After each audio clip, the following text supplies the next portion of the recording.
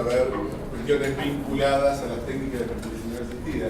Nunca más oportuno porque hoy fue aprobado, definitivamente se terminó de aprobar y que ahora se va a reglamentar la ley de fertilización asistida. Y esto conlleva cuestiones médicas, biológicas, pero también cuestiones éticas y desde una identidad cristiana también cuestiones de conciencia que se ven afectadas.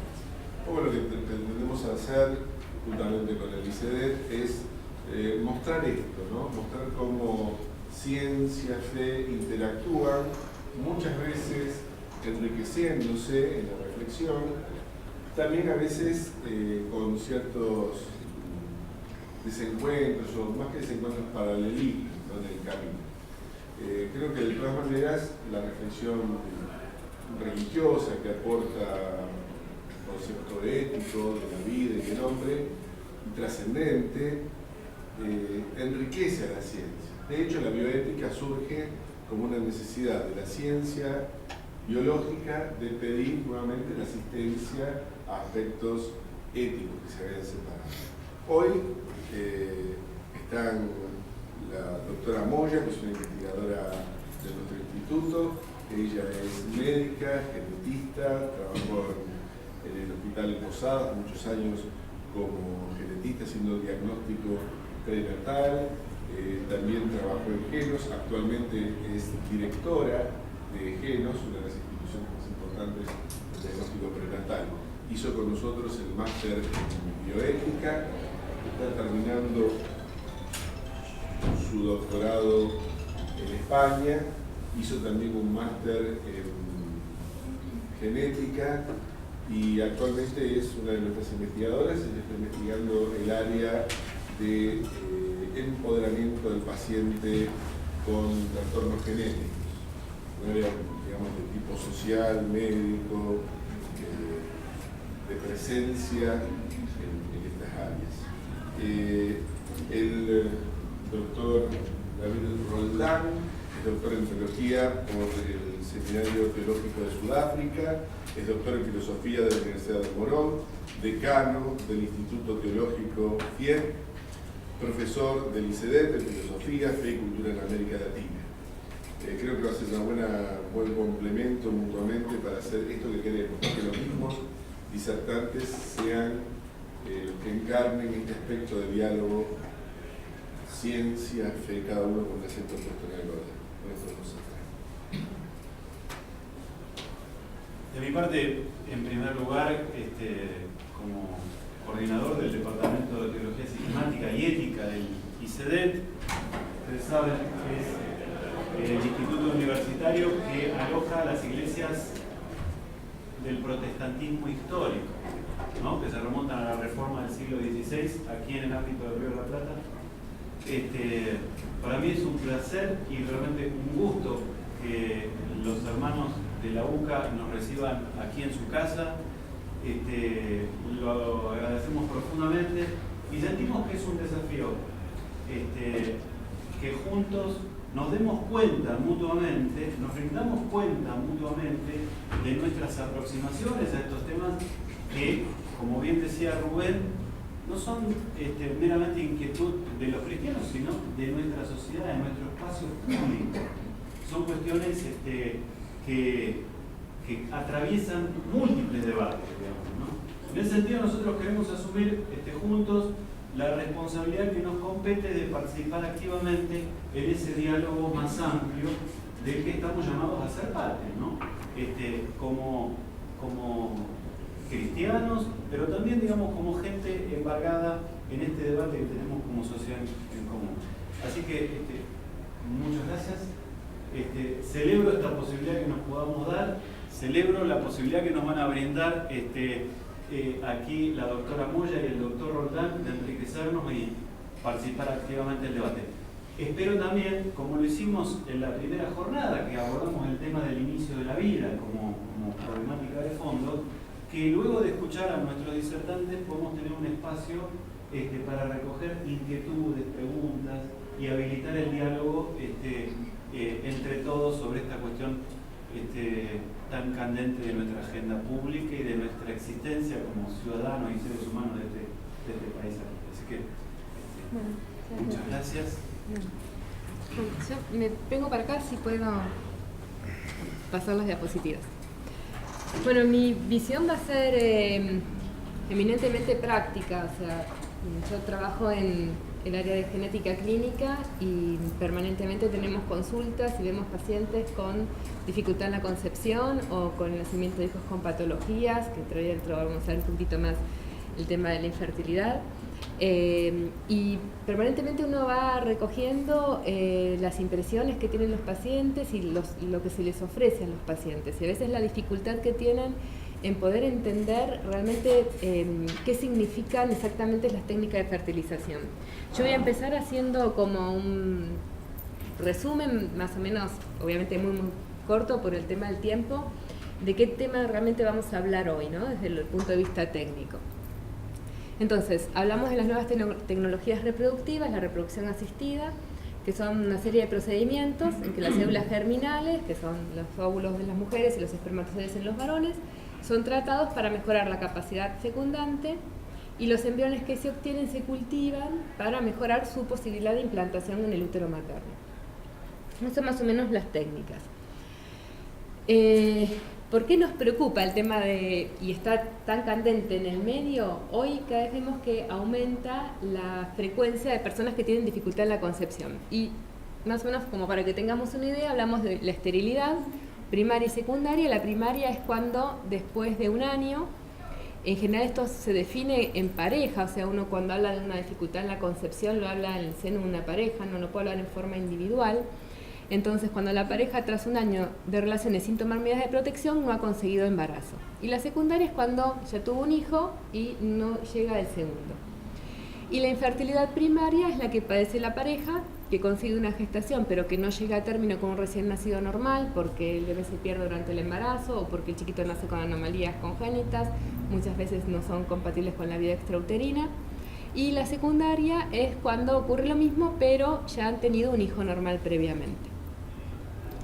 ¿Por qué es un tema candente? Porque vemos en el grafiquito de abajo de la izquierda que la tasa de fertilidad mundial viene bajando en el transcurso del tiempo. Hay muchos factores que intervienen, pero con una tasa más o menos de un 4.9 va bajando casi a la mitad, 2.6 en el transcurso de 50 años, 60 años. Entonces vemos como que hay un fenómeno a nivel mundial por el cual disminuye la tasa de fecundidad.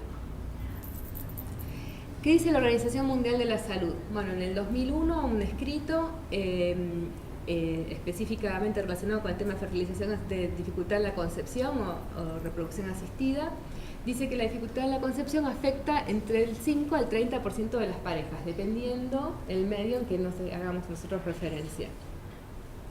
La considera una enfermedad, y al ser una enfermedad, por ende, se considera que hay derecho a ser tratada. Hoy están naciendo alrededor de un 1, un 4, un 5% de bebés por técnicas de fertilización asistida. ¿Cuáles son las causas? Bueno, hoy una de las causas en las que más hincapié o que son más frecuentes de ver son las sociales, que es el retraso en la búsqueda de un hijo. En general, esto está relacionado con la búsqueda de una mejor calidad de vida, por todas las cuestiones socioeconómicas que existen. La mujer empieza su vida reproductiva, o sea, empieza a buscar su primer hijo después de los 35 años. Y como vemos también en el grafiquito de abajo, la fertilidad de la mujer es un hecho natural que va disminuyendo en el transcurso de su vida. Llega más o menos a un 25% entre los 20 y 25 años, y de ahí sigue descendiendo, de manera que para los 35 años, 38 años, bajamos a un 15%, y a partir de los 40 ya es prácticamente menor del 5%. Nosotros vemos en consulta muchas veces mujeres que empiezan ya muy tarde a buscar el primer hijo. Y después tenemos otras causas ya médicas, por ejemplo causas anatómicas, hay malformaciones uterinas en el hombre o en la mujer que pueden generar dificultad en la concepción, las infecciosas, la enfermedad pelviana inflamatoria es una de las causas más frecuentes, enfermedades generales, diabetes, obesidad, síndrome metabólico, son todas enfermedades generales que pueden enfermedades neurológicas, enfermedades autoinmunes. y tóxicos como son el cigarrillo, es una de las causas más frecuentes de dificultad en la concepción, y las drogas. El tema que a nosotros nos preocupa es que muchas de estas causas las podemos prevenir en lo que llamamos prevención primaria. Entonces, yo voy poniendo artículos que voy encontrando en los diarios, como para que vean que no es una cosa meramente teórica, sino que es algo que está permanentemente discutiéndose en los medios. Entonces, esto de México dice que el 3% de las mujeres se queda embarazada gracias a las técnicas de reproducción asistida.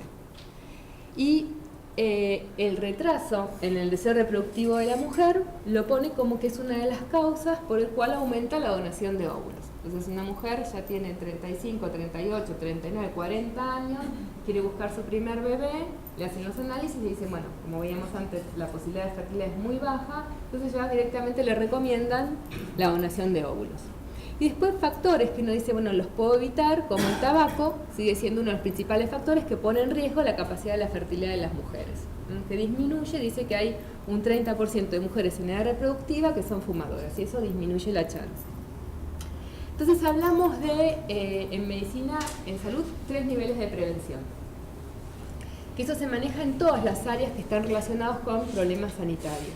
Entonces tenemos por un lado la prevención primaria, que se ocupa de reducir la ocurrencia de nuevos casos de enfermedades y se aplica lo que se llama la etapa de susceptibilidad. Todavía no se enfermó, pero tiene riesgo, porque riesgo de enfermarnos de cualquier cosa tenemos todos.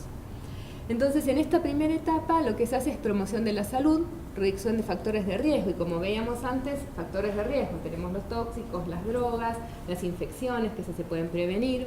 Tenemos también el retraso en la búsqueda del hijo, o sea, si uno pudiera hacer campañas de decir, bueno, traten de buscar los bebés más temprano, o definir políticas sociales en las cuales uno no tenga tanta dificultad a lo mejor para adquirir algunos bienes, como muchas veces se dice, bueno, esperamos a tener la casa, esperamos a tener el auto, esperamos a que ocurra tal cosa o a que me reciba para recién empezar a buscar.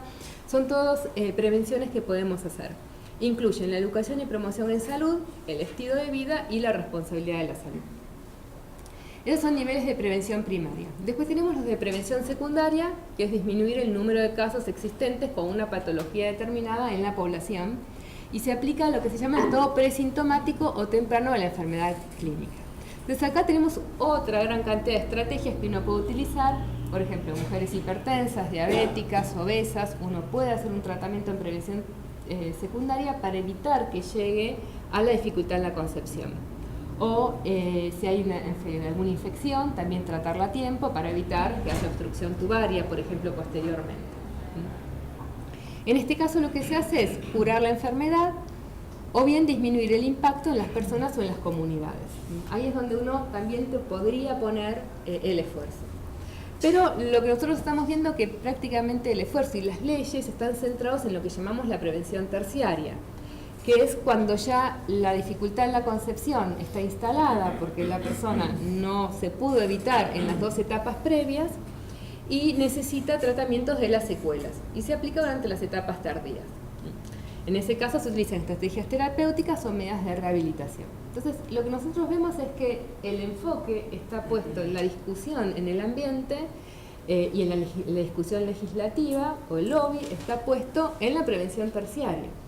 O sea, no vemos documentos, no vemos leyes, no vemos disposiciones que digan, no sé, el programa médico obligatorio que se hable de la prevención primaria. O se dé educación en primarios o secundarios, universitarios, para que la mujer adelante su edad reproductiva o el deseo de comenzar su edad reproductiva. Es como uno dice, bueno, llevando a otro extremo, decir, no hago prevención primaria y secundaria en siniestros con automotores, pero pongo las terapias intensivas de trauma de mejor complejidad en el país, cuando las medidas de prevención primaria y secundaria son siempre mucho más sencillas y abarcan a mucha mayor cantidad de gente. Entonces, ¿qué pasa en la prevención terciaria? ¿Cómo voy a hacer yo la legislación? O sea, ¿dónde me voy a parar para hacerla? Entonces tengo 2 maneras de pararme y de enfocar el tema, tanto a nivel legal como a nivel médico. Uno, me puedo centrar en los deseos de la mujer, de la pareja o del investigador. O me puedo centrar en el niño por nacer que es lo que me va a mí a dirigir, cómo va a ser mi pensamiento, tanto como médico como legista. Entonces hay varias comisiones, yo traje algunos ejemplos nada más, la Comisión Warnock en Inglaterra y la Comisión Palacios en España, que ellos en su visión, cuando definen cómo se van a organizar las técnicas de fertilización asistida, en la inglesa niega la individualidad del embrión en las primeras etapas del desarrollo, o sea, se centra en las necesidades de la madre, de la pareja o del investigador, en el sentido en que dice, bueno, la vida del embrión o el embrión empieza a considerarse que amerita respeto moral a partir del día 14. Antes pueden hacer lo que quieran. Entonces, ¿Día o semana? Del día. ¿Día Día 14. Del día 14. Todavía en el día 14 recién en el embrión forma una estructura que es la que se llama la línea primitiva, que es la que va a generar después las 3 capas de tejido, y una de esas capas de tejido es lo que va a desarrollar el sistema nervioso central. Entonces define desde ese momento que el embrión, a partir de ahí uno no debería investigar con el embrión, uno no debería destruir un embrión después de 14 días, pero hasta 14 días sí lo puede hacer. Y en la fertilización natural, el embrión normalmente se implanta alrededor del 7º día después de la fecundación, o sea, una semana antes del atraso. Estos serían como ya 2 semanas después de la fecundación. Y la española, la Comisión Palacios, dice que el embrión humano no tiene estatus biológico y jurídico equivalente al de los nacidos. Entonces habilita, desde el punto de vista médico, científico y legal, hacer determinadas acciones sobre el embrión en esas etapas iniciales. Esto es una postura, es una visión, diría una cosmovisión respecto a lo que sería el desarrollo del embrión.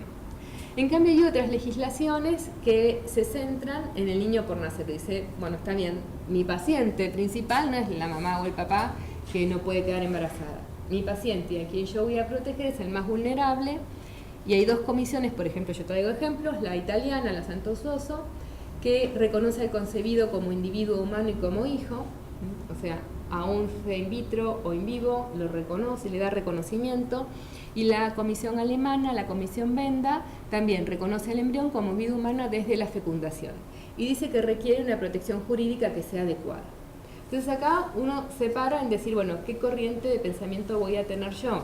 Aquella que considere que el embrión, desde su primer momento de la fecundación, ya tiene identidad y dignidad, o voy a decir, voy a proponer en determinado momento que a mí me habilita a hacer determinadas cosas antes, que sea después del día 14 o después de la implantación o en algún otro momento.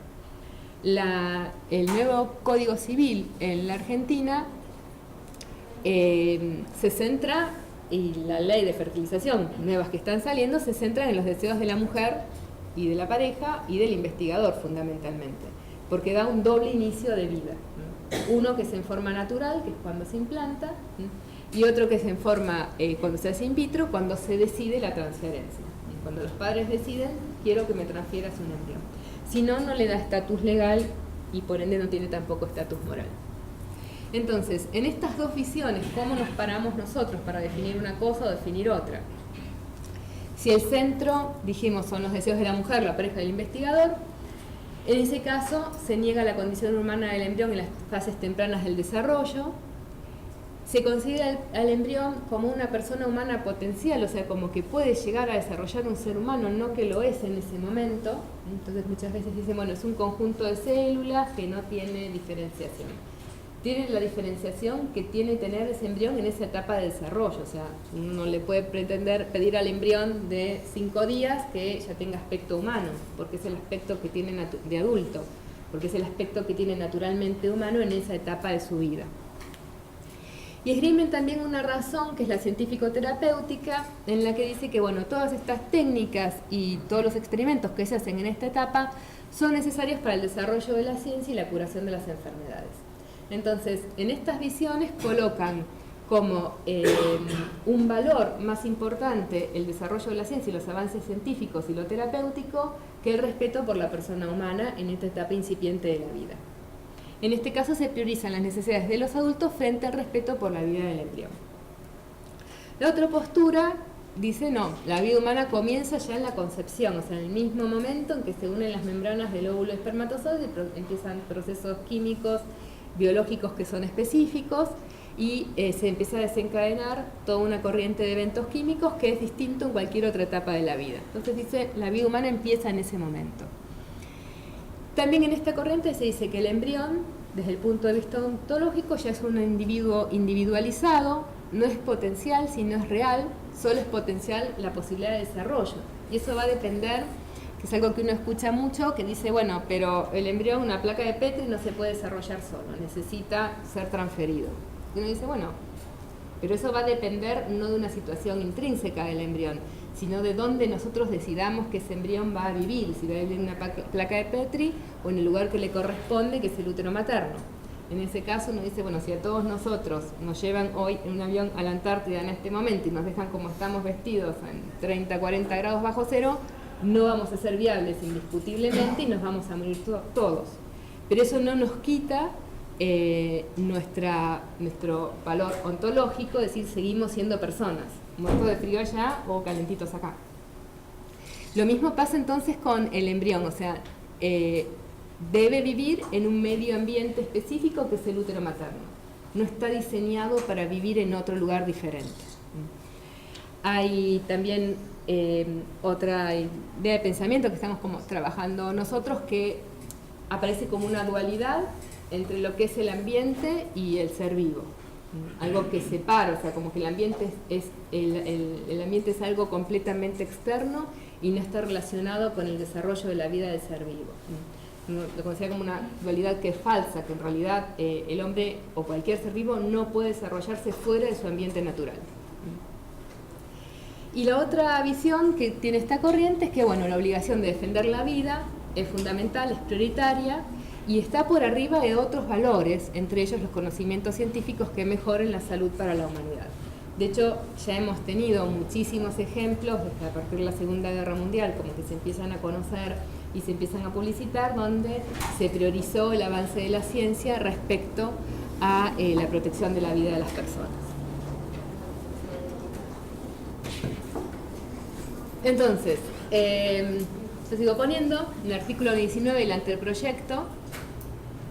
Esta es una argumentación de un médico que trabaja en fertilización asistida, es el expresidente de la Sociedad Argentina de Medicina Reproductiva. Dice que el texto en el cual establece la existencia de la persona humana con la concepción en la mujer o la implantación del embrión en ella, en los casos de técnica de reproducción asistida, y está el doble origen del comienzo de la vida.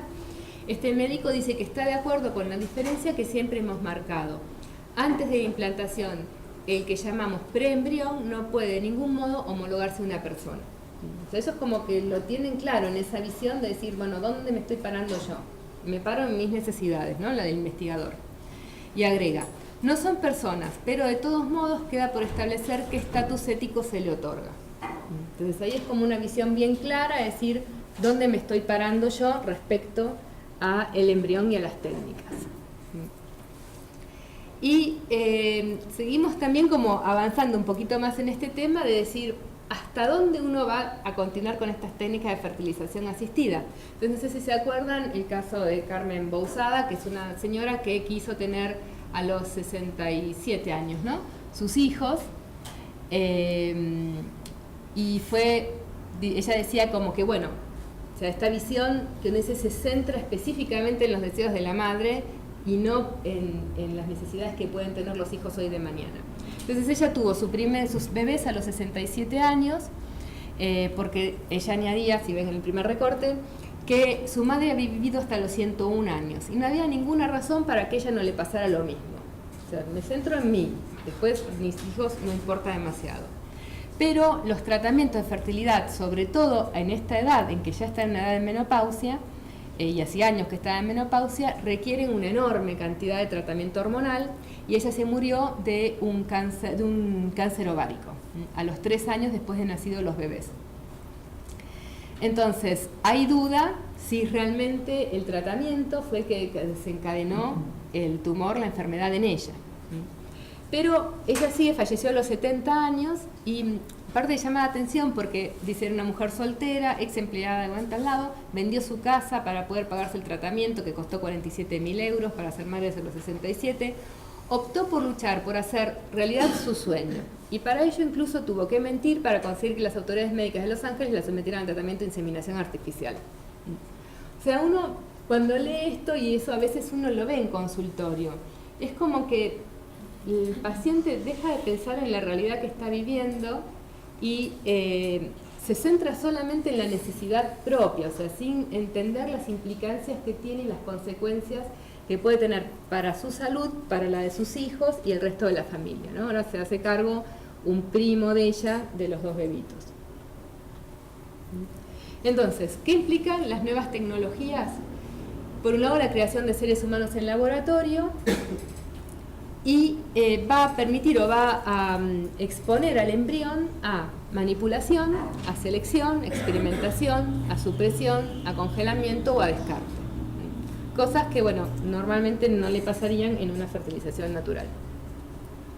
Hacemos un repasito más o menos de cómo son. Ya en el 69 se fertiliza el primer óvulo humano. Steptoe remueve los óvulos por laparoscopía y Edwards, que son los 2 que ganaron el premio Nobel en el 2010, los cultiva in vitro con espermatozoides. Y este embrión vive hasta el estadio de 8 células y después se muere. Eso fue el primero.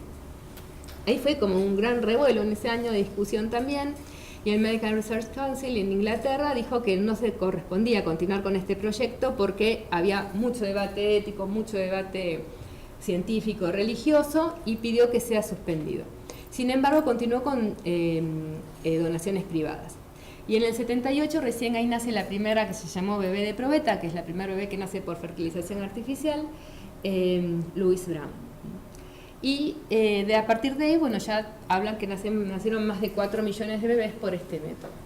El tema de Louise Brown, se hizo un seguimiento, se sigue haciendo un control de ella muy estricto de salud. Mismo, no sé si se acuerdan, fue tapa cuando nació el bebito de ella, el primer bebé en forma natural. Y uno dice, bueno, ¿por qué tanto seguimiento? Bueno, porque es la primera persona en todo el mundo expuesta a estas técnicas. Y no hay, ella tiene ahora, desde el 78, 34 años. O 35. Depende de cuándo haya nacido. Entonces uno dice, no hay nadie mayor que ella, y esto aumentará el riesgo de cáncer, y no sabemos, porque no hay nadie de 60 o 70 años. Aumentará el riesgo de alguna lesión neurológica cuando sea más grande, y yo no sé, porque no hay ninguna persona que haya vivido tanto tiempo. Entonces, dentro de estas técnicas uno las tiene que considerar también como experimentales de alguna manera, porque no se sabe qué consecuencias tienen a largo plazo. Sabemos en esta persona que tiene 34, 35 años, que hasta ahora no ha tenido graves complicaciones, pero no sabemos qué otras cosas pueden pasar. Tenemos 2 tipos de técnicas, que son las de baja complejidad, que no implican manipulación del embrión, y las de alta complejidad, que sí implican manipulación del embrión, que es la fertilización in vitro con transferencia embrionaria, y el ICSI, que es una técnica en la cual se inyecta el espermatozoide directamente en el óvulo. Las primeras son, en general lo que se hace es la estimulación del ovario, son medicamentosas, y cuando se hace una inseminación artificial también se hace la estimulación ovárica, y ahí se prepara el semen en forma artificial y después se hace la inseminación.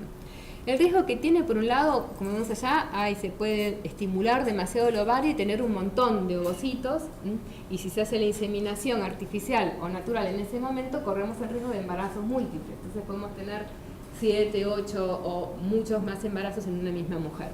Nosotros tenemos un caso que fue como bastante duro también, una mujer con dificultad de la concepción, que el médico, después de 3 años de tratamiento, tuvo su primer bebé. Ella tenía antecedentes de problemas en el cuello del útero, un cuello que se llama incompetente, entonces necesitó un tratamiento que es cerclaje, que cerrar el cuello. Y el médico, cuando el bebito tenía 10 meses, le dice, mira, ya que tardamos 3 años para el primero, empecemos ahora para buscar el segundo. Entonces, aparte tuvo una cesárea de ese bebé, entonces le hace al poco tiempo, antes que el bebé cumple 1 año, otro tratamiento de fertilización. Transfiere 3 embriones, uno se gemelariza y se implantan y quedan 4. En una mujer con un útero con una cesárea de 1 año atrás, que no sabe que es de riesgo, y con un cuello incompetente que para sostener un bebé hay que hacer una cirugía para que el cuello no se abra. Entonces uno decía, bueno, es mala praxis de donde uno lo mire. Y venía ella llorando con la propuesta que le había hecho el médico de hacer una selección embrionaria, o sea, de abortar 2 para que al menos poder salvar 2, porque si no se sabía que los 4 se iban a perder. Ella venía llorando diciendo, yo sufrí tanto por tener un hijo y ahora yo tengo que decidir cuáles son los 2 que no van a llegar a término. Fue muy complejo. Finalmente, también era una persona de edad materna, así que bueno, se hicieron los estudios prenatales, los 4 sanos, sin ningún problema, todos bien, porque corrían con la chance de decir, bueno, si alguno está enfermo, es como que me voy a quedar, si ella un poco más tranquila de ver cuál se interrumpe. Pero bueno, los 4 estaban bien. Finalmente optó el médico y ella por hacer la interrupción de los 2 gemelos, de los que eran idénticos. Entonces, bueno, están estos temas de uno dice, también la inseminación artificial puede ser poco riesgosa, pero tiene consecuencias que hay que evaluarlas bien en el momento. El otro tema que nos complica mucho es el origen del dador. Si va a ser el mismo marido, en ese caso es homólogo, y queda todo en la pareja, o es heterólogo. En ese caso, si es heterólogo, la muestra en general se utiliza criopreservada, por el tema de las infecciones. Ahora vamos a ver un poquito más eso. Y acá corremos 2 riesgos también. Uno que es el de consanguinidad, el de decir, bueno, este chico, sobre todo en la legislación que vamos a tener nosotros en la Argentina, el donante es anónimo, o sea, el chico no va a saber nunca quién fue su padre biológico, y corremos riesgos de que haya casamientos entre medio hermanos, sobre todo si es una ciudad pequeña y si hay donantes que fertilizan a varias mujeres, corremos ese riesgo. Hubo hace poco, el año pasado, en el anterior, una serie en la tele, El Donante, no sé si la vieron, tiene unos 140 hijos, pero eso es realidad. Sabemos que los matrimonios con medio hermanos aumenta 10 veces el riesgo de la población general de tener anomalías congénitas en los bebés o enfermedades genéticas poco frecuentes. O sea, es un riesgo que se va de un 30 a un 33%. Y el otro punto es la variabilidad genética. O sea, nosotros hemos tenido casos, eso fue más que nada con la donación de óvulos, de una mujer que viene una bebita preciosa, diciendo, nos enteramos que la hermana de la donante tiene una enfermedad genética que se transmite a través de las mujeres y padecen los varones, y a veces la pueden padecer las mujeres también. Y ya esas mujeres habían donado varias veces, eran 3 hermanas, y esta patología se diagnostica recién a partir de los 5 o 6 años en los chicos. Entonces nosotros decimos, bueno, dentro de unos años vamos a tener varios chicos con esta patología que normalmente es poco frecuente, pero bueno, nos va a aumentar ese riesgo. La fertilización in vitro entonces se hace, como decíamos, la fertilización del ovario, se aspira por vía transvaginal los ovocitos, se ponen una placa de Petri, como se ve abajo, acá, el ovocito que lo sacan, y se hace una fertilización en forma espontánea, se ponen los espermatozoides alrededor, o se hace lo que decíamos el ICSI, que se inyecta con una cánula dentro del ovocito el espermatozoide. Se llevan a cultivo y se pueden transferir al 3er día de vida o al 5.º día de vida. Y después, bueno, uno chequea si quedó embarazada o no. ¿Qué complicaciones tiene esto que decíamos para el embrión? Por un lado, la selección. O sea, hay embriones en los que en el laboratorio se ven, que se llaman como de buena calidad, como los que se ven arriba a la derecha, o embriones que se llaman degenerados, que no son de tan buena calidad, y se sabe que esos embriones van a ser poco vitales. Y otra opción es el congelamiento de los embriones. Después, bueno, viene también todo un tema legal, por cuánto tiempo se congelan, qué pasa si se divorcia, qué pasa si se separan, qué pasa si uno se enferma, qué pasa si uno se muere. O sea, hay que hacer todo un contrato respecto a esto. Después también tenemos el éxito de las técnicas, que sabemos que también es bajo, porque en cada ciclo se transfieren entre 2 o 3 embriones. Y si vemos que en las menores de 35 el éxito es del 41% por ciclo, y si transfirieron 2 nos vamos a la mitad, al 20%, y en mujeres mayores de 40 tenemos un 12% de éxito por ciclo, y si transfirieron 3 nos vamos a un 4% de éxito por embrión. O sea, son técnicas poco exitosas.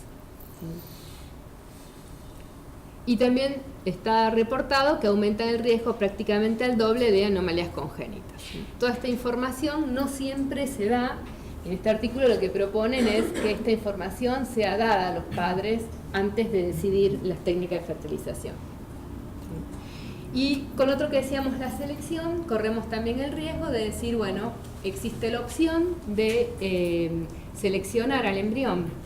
Cuando lo teníamos, ¿se acuerdan? En el estadio de 3 días, en el estadio de 8 y 16 células, se saca una célula, o cuando tenemos en el de 5, se hace una biopsia, así queda después de tomado, y se sacan algunas células para hacer los diagnósticos. Entonces acá podemos ver síndrome de Down, podemos ver otras patologías, si hay patologías hereditarias. Estas técnicas tienen alta mortalidad embrionaria y no se sabe después qué se hace con los embriones que están afectados. O sea, hay laboratorios que dicen nosotros embriones con anomalías no congelamos y los descartan directamente o los usan para investigación o para entrenamiento de toma de muestra de otros profesionales. Acá entonces nos preguntamos si hay un derecho a la procreación y si existe un deber moral o obligación de tener un hijo sano. Hay autores que dicen que sí. Y esgrimen dos argumentos. Uno que es la autonomía reproductiva, que es el interés moral o legal que tienen las personas de rechazar o asumir el nacimiento de un niño o un cierto número de niños. Y la beneficencia procreativa, que es el principio de tener el mejor hijo posible. O sea, si yo puedo elegir entre varios embriones y decir, bueno, el mejor va a ser de todos estos, elijo ese para que lo transfiera. Sigo un poquito.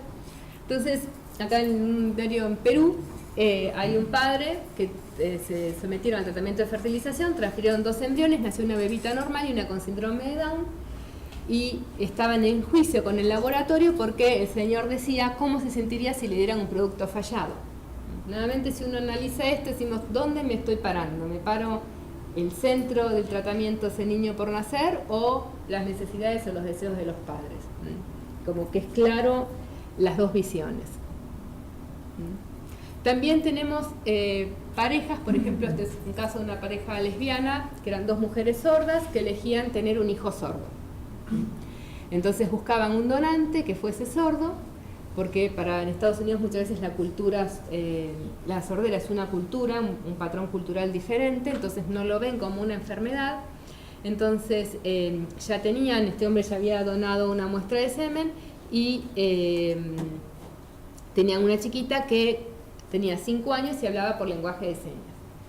Hoy en la Argentina, por ejemplo, hay una ley nacional que es hacer el estudio del oído del bebé para que en caso en que se detecte una sordera ya el año esté equipado y no pierda todos estos años de estimulación auditiva.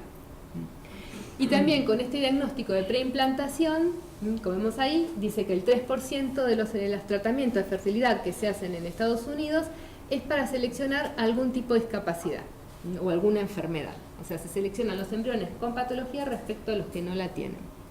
Y en este caso, por ejemplo, comenta el caso de una pareja que eran los dos con enanismo, que tienen chance de tener hijos con enanismo de talla normal y eligen tener hijos con enanismo y como que prefieren seleccionar bebés con estas patologías porque dicen que un chico de estatura estándar como que no entraría en la casa.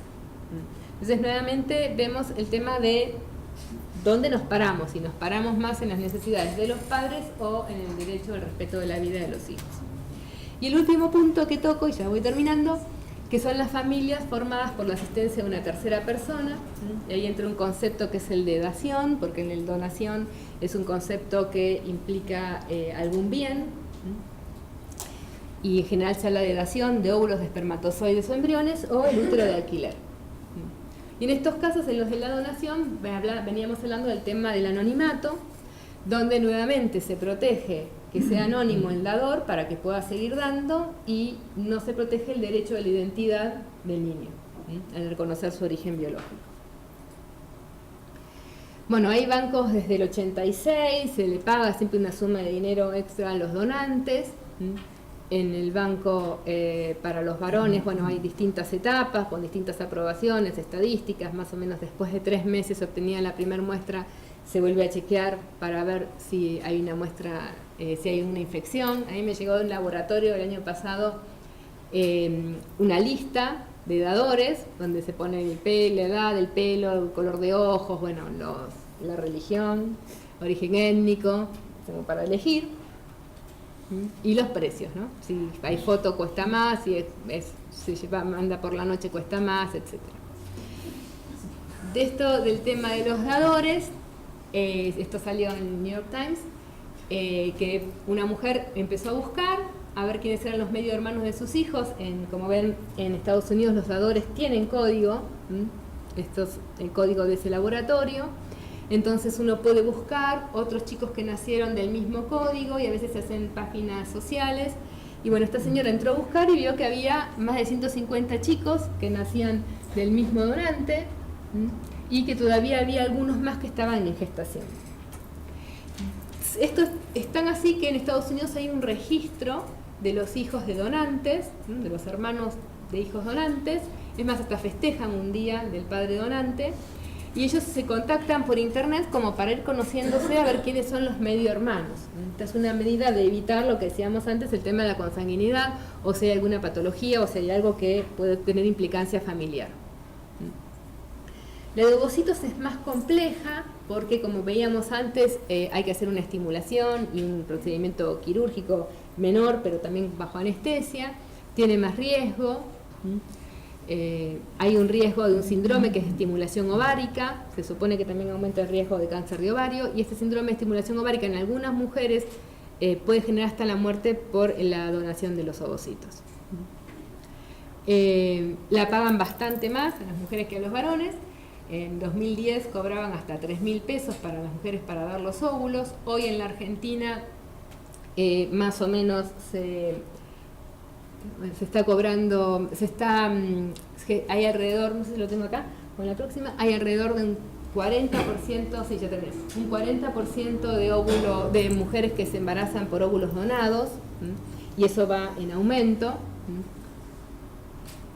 Y los mismos grupos que trabajan en este tema dicen que solo el 10% de los chicos conocen el origen, o sea, en general se oculta.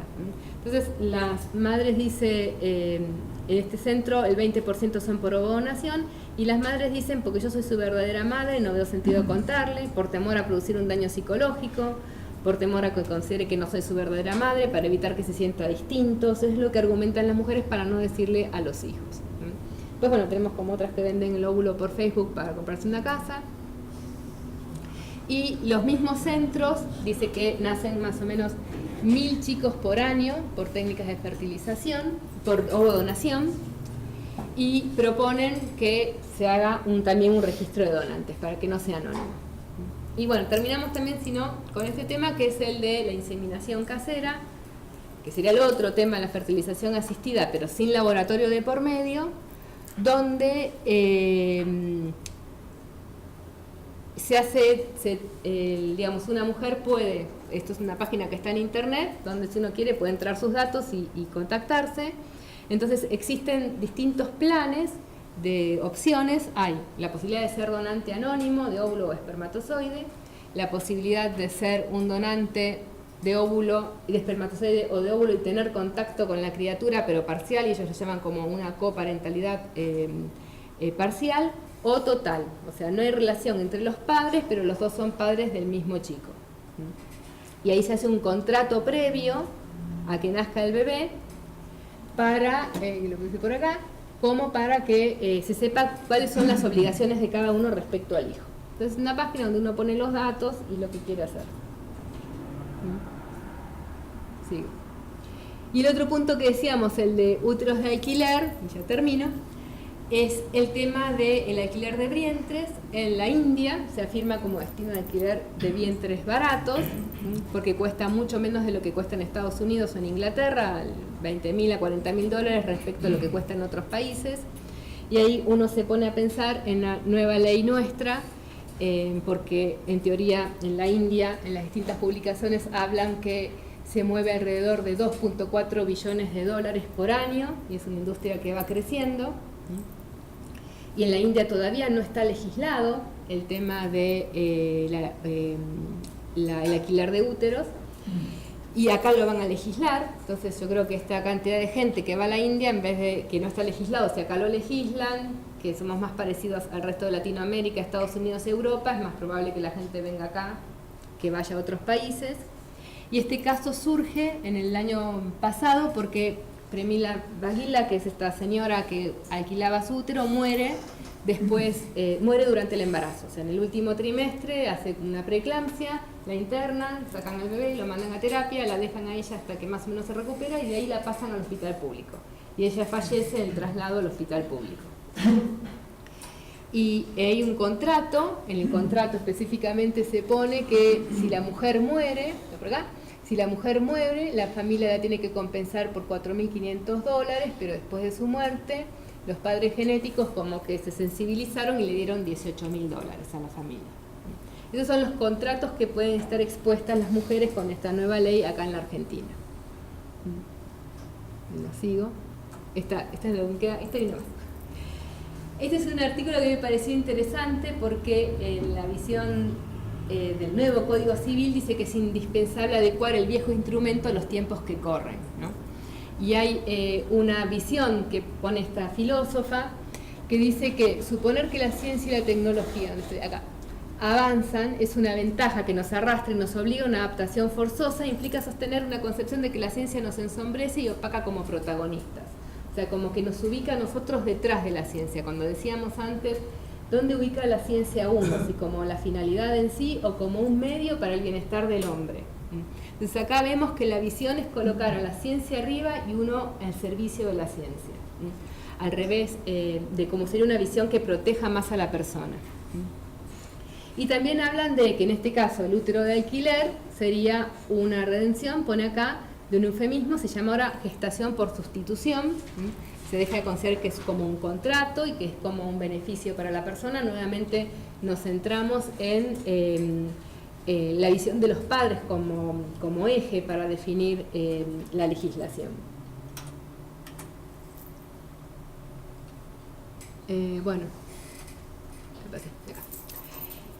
Entonces, ¿no? Para no llevar más tiempo, ¿cuál es la visión desde una visión ontológica? O sea, desde el respeto de la persona como centro de cualquier decisión que uno tome, tanto médica como legal.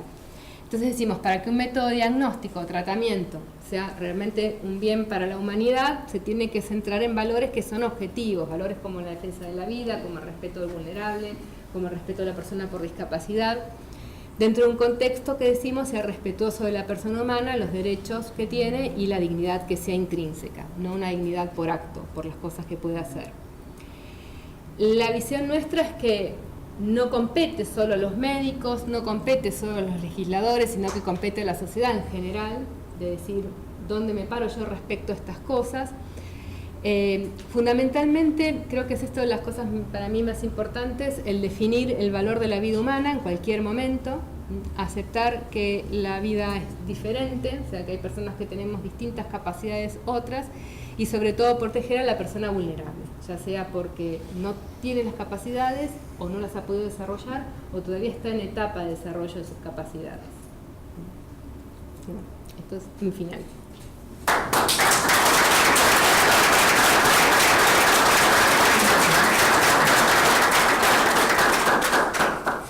Le agradecemos a la doctora Moya esta exhaustiva, rica, inspiradora exposición que nos hizo, realmente muy valiosa, y le damos la palabra al doctor Roldán.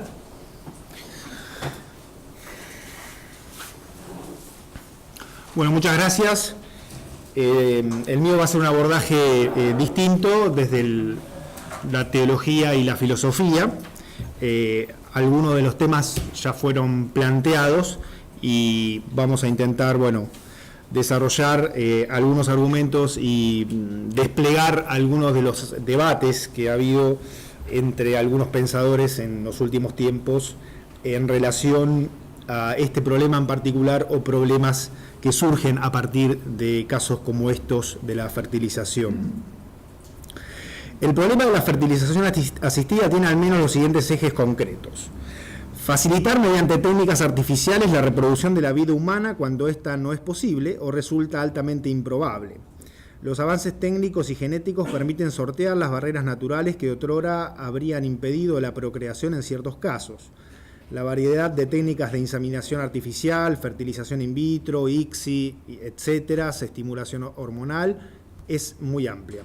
El tema ético mayormente implicado está en el estatuto del embrión y en las manipulaciones a las que puede ser sometido luego de haberse utilizado técnicas de fertilización o de haber facilitado la fecundación del óvulo, aunque surgen también dilemas éticos en cuanto a cuestiones de índole social, como el estatuto de las familias y las relaciones entre progenitores e hijos.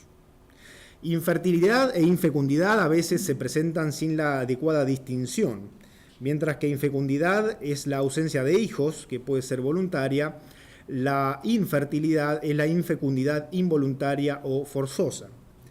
Débora Diniz y Rosely Gómez Costa presentan el problema con toda la carga lingüística. La medicina parece apuntar a superar el problema de la infertilidad mediante la producción de un bebé. Es en esta dirección en la que surgen importantes problemas ético-filosóficos con dos frentes centrales del debate: los dilemas morales sobre la manipulación de los embriones por un lado y el acceso a la reproducción asistida de un tipo particular de parejas infecundas que serían las parejas homosexuales o bien las personas solas. El tenor de las legislaciones, según estas autoras, apunta a reforzar los prejuicios sociales en torno a que la medicina debería facilitar lo que naturalmente se da en la vida social, que sería la fecundación de parejas heterosexuales con acceso a técnicas de fertilización si es que los medios naturales han fallado a lo largo de un extenso periodo de tiempo. Tocando un tema filosófico sumamente profundo, estas autoras comienzan a advertir que la cuestión del deseo aparece revestida de una construcción social. Se presume que el deseo de las parejas heterosexuales es el único que la medicina reproductiva debería atender. El tema del deseo es clave aquí porque la infertilidad pasa a ser un problema y una enfermedad para las parejas o para uno de los miembros de ella cuando desea tener un hijo biológico y no puede. De no haber deseo, la enfermedad no aparecería en el imaginario social.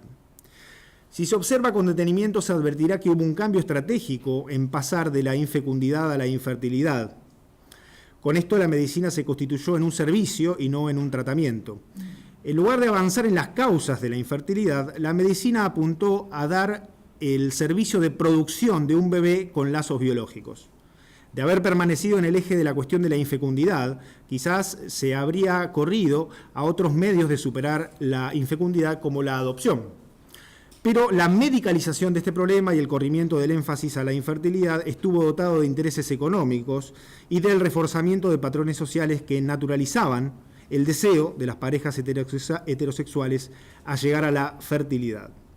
En este contexto, la bibliografía habla de una ideología naturalista, sacando a la luz el hecho de que estaba implicada la asunción de que el problema central no serían las parejas infecundas, sino que en realidad había ciertas parejas infecundas legítimas y otras que no lo serían, como las hetero-homosexuales, ya sean hetero o sean homosexuales.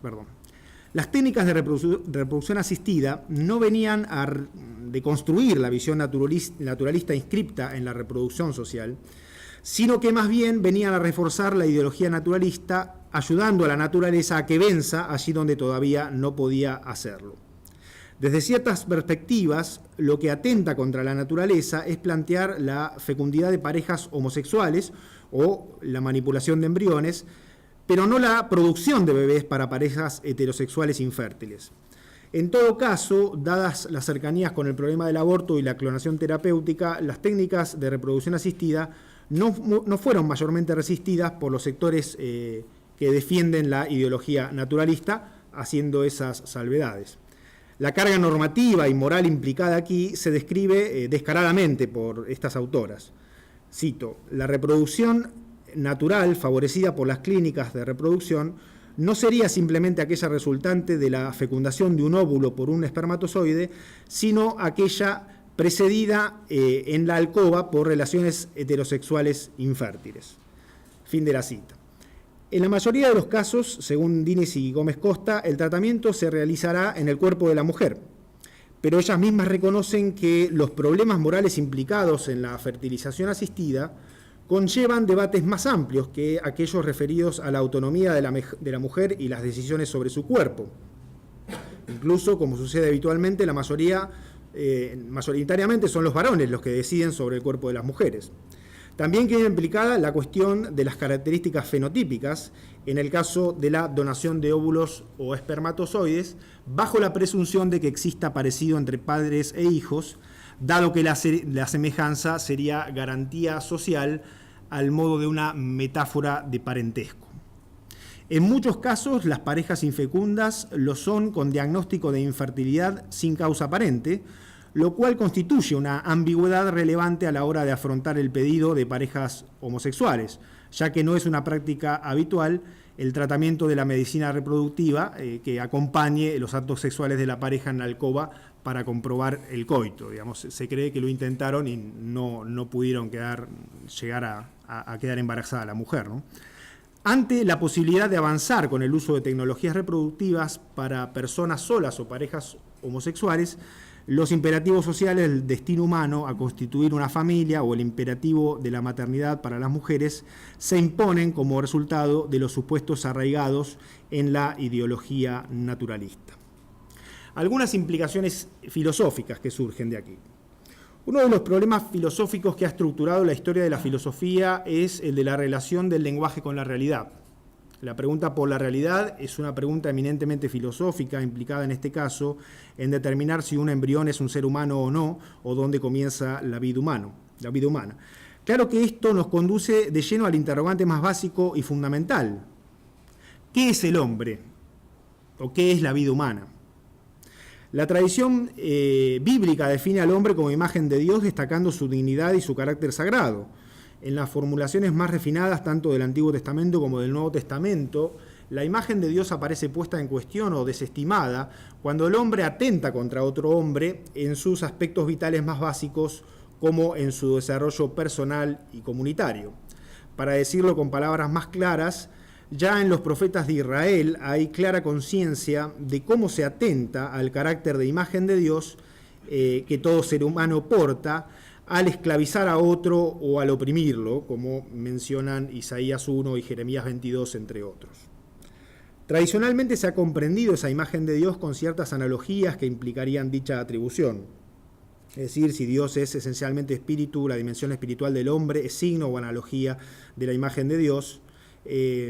Si Dios es amor, las expresiones de amor en el hombre implican ese don recibido, y así con la mayoría de las virtudes que de tanto en tanto expresa el hombre en la historia. En la tradición filosófica la cuestión es radicalmente distinta. En los griegos hay una concepción del hombre que comienza por la analogía con lo divino, pero hacia el siglo V a.C. en Grecia llega a plasmarse con una independencia que por mucho tiempo quedará ocultada o enterrada. Me refiero al coro de la tragedia de Antígona de Sófocles, en donde se dice que los dioses reflexionan ante la condición humana, aterrados, porque nada hay más deinos que el hombre, nada hay más terrible que el hombre o que la condición humana, dice Sófocles allí o hace decir al coro. Los dioses caen en la cuenta de que hagan lo que hagan, no podrán obligar al hombre a progresar o a educarse, sino que ese proceso de mejoramiento, de educación, de progreso moral, es en realidad un proceso de autocreación y autoeducación. Las consecuencias políticas de esta antropología no se dejaron esperar y muchos librepensadores de la Grecia del siglo V fueron censurados y perseguidos, pese a que la Antígona de Sófocles fue coronada como una sublime tragedia. Con Platón y Aristóteles asistimos a cierto repliegue de esas intuiciones humanistas que habían desconectado la comprensión de lo humano de lo divino, y dicho movimiento se plasmará en la metafísica aristotélica, como clave de su comprensión ontológica en la clásica definición del hombre como animal racional, zoon politikon, que está en la Política en 1253a. Si bien es cierto que se pone allí en correlación la vida humana con las cuestiones políticas, la caracterización aristotélica implicaba una fuerte noción naturalista y sustancialista de la realidad humana, al punto de llegar a afirmar que los hombres son esclavos por naturaleza, algo que habría irritado, por ejemplo, a un Heráclito, antecesor de Aristóteles. El modelo de cristiandad en la Edad Media y la adopción del marco categorial aristotélico sellaría por mucho tiempo la ontología y la antropología del período, reduciendo los espacios que tendieran a una crítica de las tradiciones heredadas en términos de una sospecha del orden natural en vistas a la toma de conciencia de realidades artificiales. Uno de los puntos clave de este proceso lo encontramos en el capítulo 13 del Leviatán de Hobbes, de Thomas Hobbes, en 1651, el cual afirma que los hombres forman sociedades o comunidades políticas por un pacto, es decir, de modo artificial y no por naturaleza, como se creía con la tesis del aristotelismo. Al contrario, la naturaleza, en todo caso, hizo y hace a los hombres iguales, plantea Hobbes. Desde allí la modernidad no ha cesado de considerar cada vez zonas más amplias de la realidad, de la ontología, como artificiales.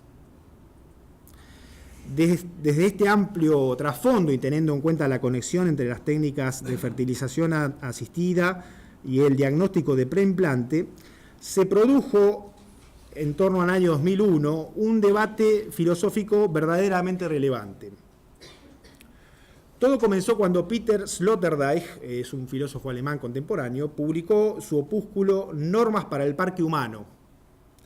En ese trabajo, Sloterdijk intervenía en un extenso debate que atravesó el siglo XX, que es la antropología filosófica como tal, en sentido estricto, que asociamos a nombres como Max Scheler, Arnold Gehlen, Helmut Plessner y Ernst Cassirer. Estos autores intentaron renovar las consideraciones de la antropología filosófica, modificando de algún modo el esquema aristotélico del animal político. Si bien eran conscientes de la diferencia específica del hombre con respecto al resto de los vivientes, ninguno de ellos logró apreciar los límites de la metafísica occidental, que operaba libremente como supuesto de tales configuraciones. La antropología filosófica implicaba una noción fija de lo humano y conectaba con la extensa tradición del humanismo occidental. El concepto mismo de humanismo era tan corriente y acríticamente utilizado que incluso Jean-Paul Sartre no vio problema alguno en afirmar en su famosa conferencia de 1945: el existencialismo es un humanismo. Como todos recuerdan también, en esta conferencia Sartre incluía entre los existencialistas a Martin Heidegger. Y este último estuvo profundamente relacionado con el nazismo, también Gehlen y otros personajes, y atravesó por aquellos años una crisis muy profunda, Heidegger, cuando tuvo que enfrentar el comité de desnazificación, tanto que incluso intentó suicidarse en algún momento. Como intento de volver a lanzarse a la fama mundial, aprovechó la pregunta de un admirador francés para responderle elípticamente a Sartre sobre la cuestión del humanismo y escribir esa famosa Carta sobre el humanismo de 1946 de Heidegger, un texto muy conocido. El punto clave allí para nosotros es que Heidegger se distanciaba tanto del existencialismo como del humanismo, o para decirlo más claramente, en tanto que humanismo. Heidegger rompía con la antropología filosófica y con el existencialismo porque toda concepción del ser humano era metafísica en sí misma. Para intentar romper con las condiciones que habían hecho posible los desastres del humanismo occidental, las campañas motivadas por la certeza de expandir la cultura y civilizar a los bárbaros, había que situar al hombre, al existente humano, en otra dimensión, pensaba Heidegger, más bien como en el ámbito de la comprensión del ser o como un ser que habita en el lenguaje, y viene aquella famosa metáfora del hombre como pastor del ser, el giro a la pasividad, el hecho de no ser un dominador del mundo, sino habitar un mundo y acoger la novedad del cielo, del ser, de diversas manifestaciones de la trascendencia. Es en esta tradición con la que conecta Sloterdijk y también con Nietzsche, cuando en 2001 vuelve a ensayar un distanciamiento del humanismo. Con cierta vinculación con Gesslen, Sloterdijk hace una crítica al humanismo. El humanismo fue una de las primeras técnicas para domesticar al hombre, mitigar su animalidad y hacerlo manso a través de la cultura. En este contexto, Sloterdijk identifica la lectura de libros y cartas como la clave de la estrategia del humanismo. Habida cuenta del fracaso de dicha técnica, dice Sloterdijk, y además toda la crisis del humanismo viene con la crisis, digamos, de los fascismos en Europa, principalmente del nazismo, todo el proyecto humanista entra en crisis y por eso Heidegger reacciona como reacciona, y bueno, hay distintas formas de reaccionar a esa crisis del humanismo occidental, del proyecto occidental, ¿no? Quizás, dice Sloterdijk, la eugenesia ahora podría cumplir cabalmente el sueño del amansamiento del hombre. Cito a Sloterdijk. Cuestiones como si el desarrollo a largo plazo conducirá a una reforma genética de las propiedades del género, si se abre paso a una futura antropotécnica orientada a la planificación específica y explícita de las características, o si se podrá realizar y extender a todo el género humano el paso del fatalismo natal al nacimiento opcional y a la selección prenatal, son preguntas en las que el horizonte evolutivo, si bien aún nebuloso y nada seguro, comienza a despejarse ante nosotros. Fin de la cita. Sloterdijk vinculaba esta apertura hacia una posible transformación del género humano a través de las técnicas genéticas con la tesis de Nietzsche sobre la domesticación y la cría de hombres que aparece en el Zaratustra, en ese conocido libro de Nietzsche. Mientras que el humanismo simplemente domesticaba un hombre dado, la genética nos permitiría que unos hombres críen y otros sean criados, en conexión con este pasaje del Zaratustra de Nietzsche, en donde Zaratustra ve que el hombre es pequeño, muy pequeño, cada vez más pequeño, las casas son pequeñas, las puertas son pequeñas, haciéndose imperioso avanzar en el proyecto de la cría por sobre el proyecto de domesticación que sería el propio del humanismo. Finalmente, un último abordaje a la cuestión. En muchos de los textos sobre bioética, vinculados a las técnicas de fertilización asistida, observamos la comprensión de estos fenómenos desde el horizonte de las políticas públicas y los problemas de población. Voy a responder a lo de Sloterdijk luego de un pequeño rodeo por el tema biopolítico. Al respecto, justamente Michel Foucault, dedicó buena parte de sus investigaciones maduras. Básicamente lo que Foucault hace es encarar la historia desde una perspectiva distinta a la de Hegel, que era la historia de los grandes estados. El Estado debe fortalecerse internamente y para ello fija la atención ahora, dice Foucault, sobre la población. Surge así esta idea nueva, que es la idea de la población y la biopolítica como tal, es decir, el paso de la atención sobre el poder de dar la muerte, algo típico de la época clásica, diría Foucault, hacia la atención sobre el poder de dar la vida. Y toda la ideología estatal vinculada al poder de dar la vida más que al poder de dar la muerte. En tal sentido, la investigación sobre la sexualidad también pasará a primer plano, ya que en esta dimensión de la vida humana se plasman prácticas disciplinarias, así como la fecundidad de dar la vida. Desde este trasfondo se puede abordar la cuestión de las técnicas de fertilización asistida como parte del biopoder del Estado y de la biopolítica, que es qué hacer con ese conocimiento que el Estado obtiene a partir del biopoder y del interés en dar la vida.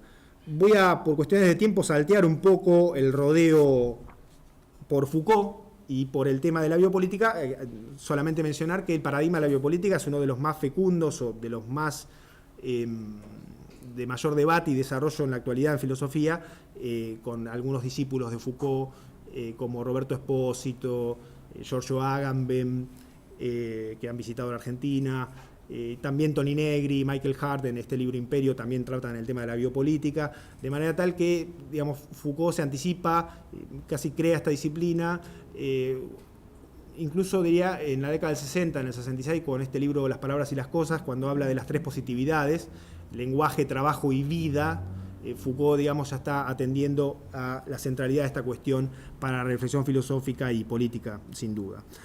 Otro modo de acercarse a la cuestión corresponde a uno de los representantes de la Escuela de Frankfurt el haber intervenido en este debate sobre la fertilización asistida, el diagnóstico de preimplante y la tentación de una eugenesia liberal, que es con la que discute Habermas, también peleándose elípticamente con Sloterdijk.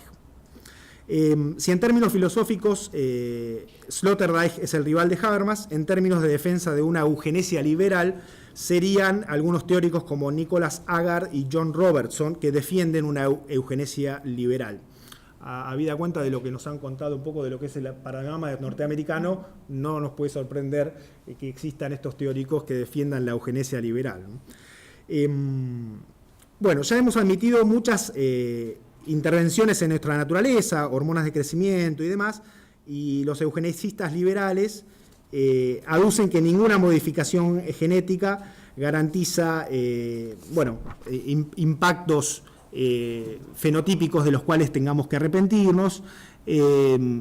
Bueno, hay una digresión que tengo aquí en mi texto, que la voy a pasar de largo porque me parece poco tiempo. Habermas responde a estas fundamentaciones, digamos, de la eugenesia liberal, considerando que el problema radica en la instrumentalización de la vida prepersonal, lo cual permite conectar estos temas con la Escuela de Frankfurt en general, de la cual forma parte Habermas, que es la crítica de la razón instrumental como característico de la reducción de una razón sustantiva que busca fines, desarrollar fines, y una razón instrumental que meramente delibera sobre medios. Esto caracteriza este desacople entre razón sustantiva y razón instrumental y el repliegue de una razón instrumental sobre sí misma es lo que caracteriza para la Escuela de Frankfurt a las sociedades capitalistas. Y no únicamente en términos de la estructura económica de la sociedad capitalista, sino en términos de las representaciones culturales y de esta segunda naturaleza, como habla Lukács en 1923 en ese libro Historia y conciencia de clase, que en cierto modo es uno de los referentes de la naciente Escuela de Frankfurt. Sobre esto está esta tradición de la cosificación, que es lo que plantea así Lukács, y sobre lo que gira la Escuela de Frankfurt, que es la cosificación de la vida humana. Y que es tratar, como cosa a los seres humanos, en principio tratarlos como una mercancía más, y tendríamos la proyección en lo que acabamos de ver y esto que estamos planteando de la fertilización asistida como otro problema de la cosificación. Habermas intenta responder a los planteos de Sloterdijk con lo que es la ética del discurso, la llamada ética del discurso de Habermas, que en realidad él desarrolla como discípulo de Karl Otto Appel. Básicamente son formas de, desde un presupuesto posmetafísico, como llaman ellos, responder a las mejores tradiciones del pensamiento occidental sin recaer en fundamentaciones explícitamente metafísicas y apuntar a la dimensión ética que hay en cada acto de habla. Esto que viene de Austin, que es el famoso libro Cómo hacer cosas con palabras. Y que en cada acto de habla, y cuando nosotros en la vida cotidiana, en cualquier acción, entablamos un debate, y entablamos una disputa de argumentaciones para llegar a un acuerdo, en estas argumentaciones, para lograr un acuerdo racional, hay una dimensión ética que tiene que ver con los compromisos que hacemos al argumentar, ¿no? Nuestra veracidad, rectitud, en fin, una serie de presupuestos que es lo que Habermas repite en todos sus artículos y está también en Apple. Básicamente aquí la respuesta, que bueno, después este texto va a quedar disponible para ser leído, tiene que ver con el momento ético clave que está en situarse en la relación entre una primera persona y una segunda persona, que sería el yo-tú. Y desde ahí plantear, en una crítica a Sloterdijk y a la eugenesia liberal, cómo si avanzamos en un proyecto de cría de seres humanos en donde una generación decide las características fenotípicas y todo lo que la ciencia pueda desarrollar en un futuro no disponible ahora, pero sí imaginable, que la ciencia ficción ha avanzado mucho, pero también, digamos, desde ciertos lugares se intenta que cada vez sea algo más disponible. Lo que allí tenemos es lo que Habermas llama un problema de verticalidad y de irreversibilidad generacional. Es decir, en algún momento los seres humanos van a ser resultado de la producción de generaciones anteriores de manera irreversible, y en donde no puedan, ellos mismos sean afectados en lo que nosotros llamaríamos su individualidad. Habermas utiliza otros términos, pero básicamente lo que él cree que ciertas distinciones categoriales básicas de la ética, de todo planteo ético, que sería la distinción entre lo subjetivo y lo objetivo, entre sujeto y objeto, si ustedes quieren, que de hecho fue muy criticado en la modernidad de eso, pero que aquí Habermas, vía ética del discurso, le plantea a Sloterdijk y a la eugenesia liberal que de avanzar en esa dirección, un presupuesto básico, que es la distinción entre lo subjetivo y lo objetivo, estaría disuelto, se habría desdiferenciado, como le gusta decir a Habermas en este contexto, en aquellos que serían resultado de esta producción explícita a voluntad de generaciones precedentes. Y entonces Habermas saca las conclusiones éticas muy interesantes, me parece interesantes por el tipo de acercamiento que él hace. Bien, ¿cómo abordar esta cuestión teológicamente? Bueno, yo doy algunos ejemplos allí de lo que creo que serían cierto tipo de reacciones. Algunas pueden mucho tener que ver con el tema de la homosexualidad, con el tema de las parejas solas o de las justamente madres o padres solos que quieran tener hijos, y cómo esto afecta a la comprensión de lo que es la familia y demás. También al tema de la paternidad. No pudimos acceder al texto último de la Cámara de Diputados de la Ley de Fertilización Asistida, todavía no está disponible, pero aparentemente allí, en los proyectos por lo menos que tuvimos acceso, hay, digamos, una nueva categoría que sería, en términos de filiación, la filiación por naturaleza, que serían padres e hijos por naturaleza, la que se da por adopción y la que se da por técnicas de reproducción asistida, ¿no? Entonces hay una modificación en términos en cómo se comprende la filiación. Hay también interesantes reflexiones que se puedan hacer, porque mucho de la ética de la modernidad, básicamente el deontologismo de Kant, que mucho del deontologismo de Kant ha sido recuperado y pasado por el tamiz del giro lingüístico por Habermas, es en muchos sentidos un kantiano, que es la cuestión de las intenciones. Como sabemos, Kant hace pasar a la moralidad por la intención de los actos y no por el éxito o fracaso de los actos que uno pueda efectivamente realizar. Bueno, sobre el tema de la intención justamente gira esta nueva legislación, porque aquellos que son solamente donantes, o sea, que hacen la dación del material genético, biológico, mejor dicho, para la inseminación, si no tienen la intención de ser padres, lo que primaría en la ley es que no tienen la intención, y entonces sí tienen la intención los que han buscado esto y se entienden a sí mismos como padres y demás. Sobre esto creo que hay un montón de temas teológicos y filosóficos implicados. Yo creo que desde la perspectiva teológica propongo retomar la tradición de la teología de la secularización que asociamos a Harvey Cox, Jonathan Robinson y al gran teólogo uruguayo y católico Juan Luis II, de aquí del Río de la Plata, digamos, ¿no?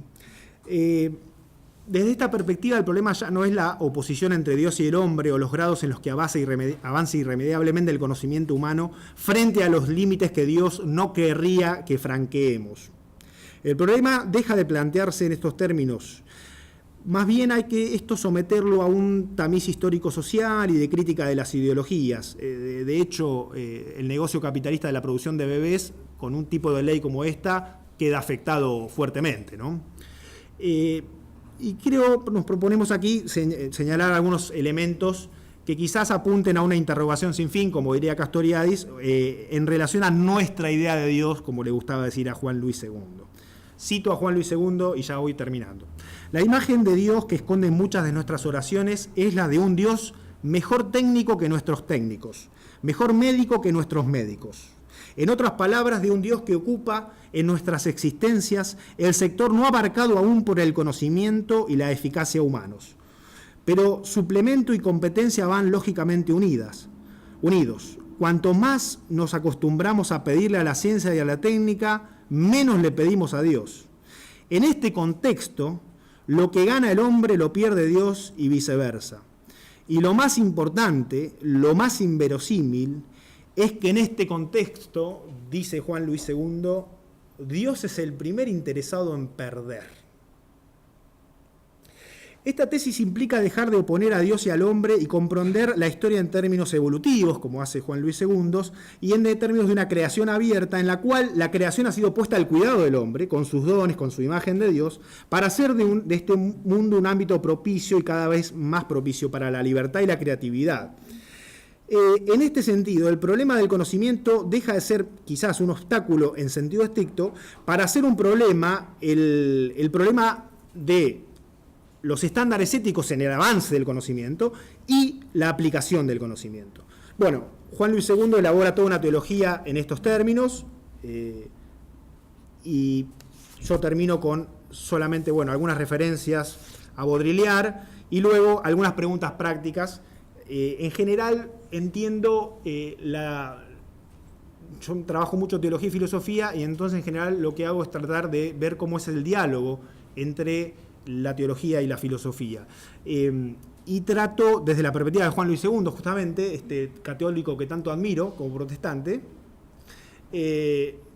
esta apertura y esta constante búsqueda de la vida cristiana como una búsqueda de mayor complejidad crítica y de mayor libertad y responsabilidad, y no de meramente la vida cristiana como actos reflejos tradicionales que hacemos esto porque siempre se ha hecho y es más fácil, la ley de menor esfuerzo, yo hago lo que siempre se hace y no me tomo el trabajo de tener una posición críticamente desarrollada. Pero bueno, para no, no planteo esta charla en términos de lo que el cristianismo dice, o lo que el protestantismo dice, o lo que ICEDET dice como representante de ICEDET, esto y esto, usted puede hacer esto y no puede hacer esto. ¿Se entiende? Creo que el marco que he dado apunta en esa dirección. Pero me gustaría terminar citando a Martín Rubíšek en una publicación del ICEDET, justamente, de Misiones y Herramientas, que hizo unas preguntas si alguien está pensando en términos de avanzar con las técnicas de fertilización asistida. Y dice Martín Rubíšek, ¿cuáles son nuestros objetivos? Si vamos a avanzar, a pedir a solicitar la fertilización asistida. ¿Estamos solo queriendo afirmar un derecho nuestro a ser padres? ¿Tememos no estar protegidos al envejecer? ¿Estamos buscando reemplazar un hijo que falleció o que nació con una discapacidad? ¿Tenemos miedo o queremos sentirnos capaces de tener ahora sí un hijo normal y aplicamos las técnicas? ¿Tenemos adecuada información sobre los posibles costos, riesgos y limitaciones de estos procedimientos? ¿Estamos dispuestos a aceptar un fracaso reiterado? Al evaluar los costos de estos procedimientos, ¿estamos en alguna manera dándole un determinado valor económico al futuro hijo o hija? Si el procedimiento costase más que tal suma, entonces ¿no lo queremos o no podemos? ¿Hemos reflexionado sobre otras alternativas tales como la adopción? ¿Tenemos plena confianza de que los profesionales que nos atienden o atenderán lo harán sin intereses comerciales indebidos, aparte de los que les corresponden por su rol profesional y que nos han dado toda la información y los riesgos? En caso de utilizar gametas de un donante, ¿tenemos información sobre la eventual situación legal y demás? ¿Tenemos clara nuestra comunicación futura con el niño que nazca, especialmente si fue concebido con una célula reproductora de un donante anónimo? Si puedo lograr respuestas satisfactorias a estos interrogantes, dice Rubíšek, siento que no objetaría una decisión tomada con plena conciencia de todos estos elementos en juego. Doy por sobreentendida una relación de amor y dedicación por parte de los padres hacia el niño, recibido como una dádiva de gracia merced al don que poseen los que han cooperado en lograr que pueda nacer un niño buscado y deseado. Agradezco a las autoridades, a Daniel por haberme invitado, y termino con alguna reflexión sobre la importancia de la ética y el hacernos preguntas éticas como característico de la condición humana, y a pensar críticamente nuestras tradiciones religiosas, como lo hacía un muchacho de 12 años, según atestiguan, discutiendo en el templo con las autoridades, llamado Jesús de Nazaret, según Lucas 2. Creo que en ese sentido van las respuestas a este tipo de planteos. Muchas gracias.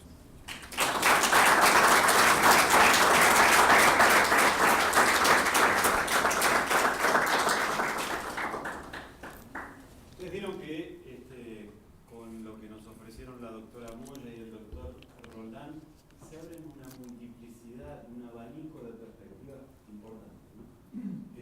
Que no siempre, digamos, resultan coincidentes, pero que sí, me parece, en la posibilidad de formular preguntas, de profundizar el diálogo, de exponer puntos de vista, de aclarar dudas, nos permiten seguir avanzando a cada uno de nosotros con nuestra propia búsqueda, ¿no? Así que el espíritu, el ánimo, digamos, de este espacio que se abre ahora, que no es demasiado prolongado, quisiéramos terminar puntualmente para que nadie llegue demasiado tarde a casa.